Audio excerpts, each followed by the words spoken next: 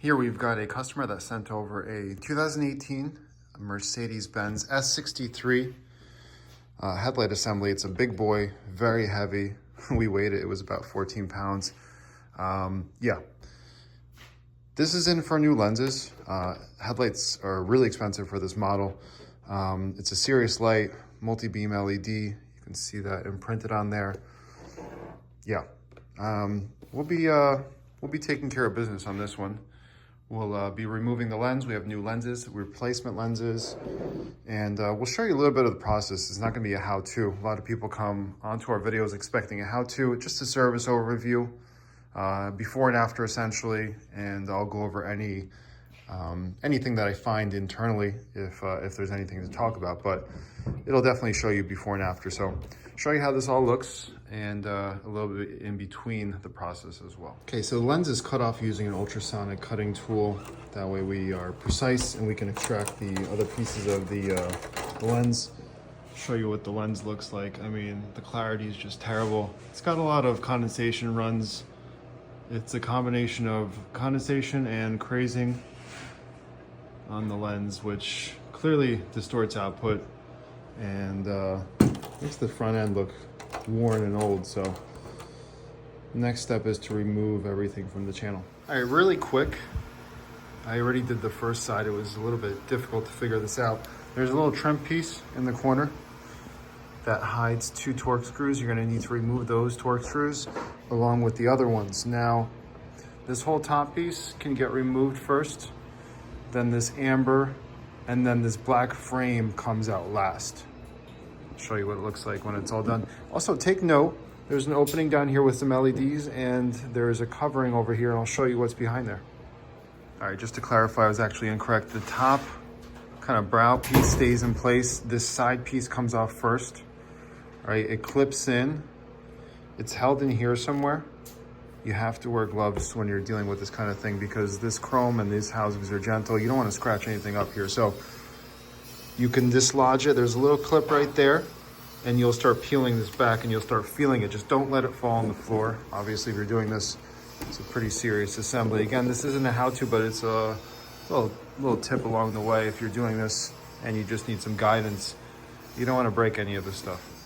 Okay, this piece is actually supposed to come off first before you take off that brow, but there is a clip underneath here. It's very hard to loosen without heat, and I didn't want to put too much heat into this housing.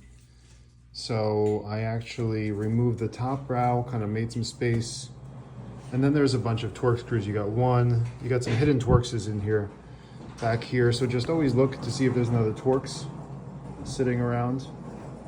I will separate this piece because the black back frame kind of goes in first, and then you'll be able to slip on this kind of trim piece that holds the amber. Look what's back here under that piece that's blocked off. It's a full LED array. Very interesting. You got cornering light. I think you got a width light. You got the main projector. You have 3 additional projectors. Then you have something down here. Not sure what it is, to be honest with you. Not sure if that's a turn signal. I mean, the boards are a different color. You can see they're green. And I can't tell if those are amber or what, but it's interesting. Okay, this is what the pieces of the lens look like. Full disclosure, you do not probably have to cut it like I did. It's good to do that so we can assess it. If we've never done it, there are still plenty of Permaseal models where we do just crack off the lens. In the oven, we peel it off, and some back housings are brittle and they crack easy. This one's got some give. This is an AL housing, automotive lighting. If it was a Hella, the seal would be much stronger. And we knew AL is pretty easygoing. So 240 degrees, 20 minutes at a time. You can remove the lens or remove the pieces of the lens after you've cut it off. Now we have full access to everything.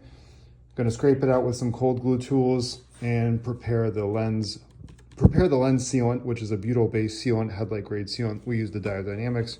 Show you what that looks like when it's installed after I remove all of this Permaseal. And I'll show you what that looks like when the perma seal is removed. And we remove as much of the internal, so A, we don't scratch, but also so we can blow everything out, because there's a lot of little crevices where the sealant can fall in. Disassembly of the internals further is unnecessary. It's a very, very complicated setup. There's no need to chance breaking anything or anything in terms of function. So, yeah.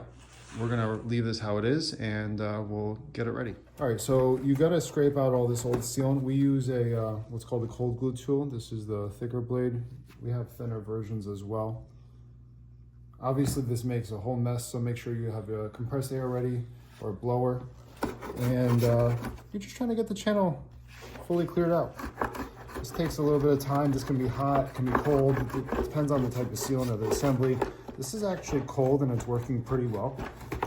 I've got the other light in the oven with the heat. I think the heat will make it a little easier, but less downtime this way, trying to get this job taken care of. So you want to go around the whole housing and get it ready for that new sealant.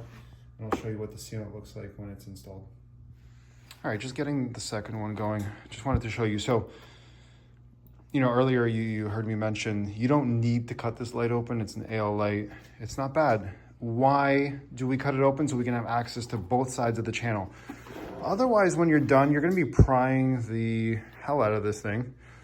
And you might get it loose. It's gonna take a few rounds and you'll probably get the light off, but it's a matter of where you pry. And when you're prying the lens off and you're pulling it off, it's usually happening on an angle, and that can scratch and break internals. When there's a lot going on, especially in this kind of assembly, you're much more likely to break something. So in this case, we can assess the situation before we start prying. We can get to the inside channel. So I can pry this lip, pry the outside, and take these pieces out of the lens kind of one by one. So it's kind of a more, you know, specialized approach in the sense of it's safer. We don't want to be on the hook for damaging an assembly like this. And whenever you're going into something for the first time, it's a lot easier to see the whole picture when you cut the lens off, and that's exactly why we do it. But I'm telling you right off the start, you don't have to have a fancy ultrasonic cutter. You don't need to cut this lens off. You can simply take your time. And what you're trying to do when you get in, right, you want to get to the backside lens and then through it. So in some spaces, you will crease that inside channel, but you can just kind of crease it back with a plier. It's not a big deal. It's a common, typical procedure on how to kind of open up a light. But in this case, I've cut it into small sections, take them apart. Then I have full access to this channel, clean it out. And once this is done, guess what? I'll show you, it's gonna look like it's never really been touched. So that's kind of the goal here. Okay, we're on to the sealing stage. You can see the channel's been scraped out fully. And I've already installed the sealant. I'll show you what this looks like. Right out of the box, it's like this rope. It's got a flat end. Try to line up the flat end right into the channel. Now this is one bead.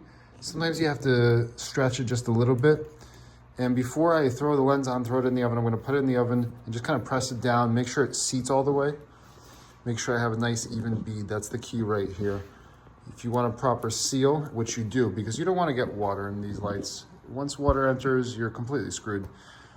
Before you put the lens on, you got to wipe everything down. Luckily, this isn't what we call failed chrome. AL makes a good product. There's a lot of pieces, reverse assembly. It's not quite easy to get everything seated again, so make sure all your screws are back, make sure you're covered. This is the last piece, by the way, the cover piece. There's a final screw there. There's a connection for the side marker. You can wipe it down. We use a blower like this. It's nothing fancy, but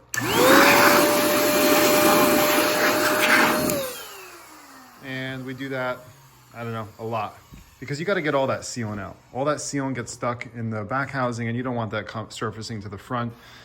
So you want everything clean. You wipe it down, and I mean the lens is ready to be installed, but at this point, just gonna put it in the oven, kind of press it down. I like to use the wax paper, the backing of the wax paper, just to press it down so it doesn't stick to my fingers.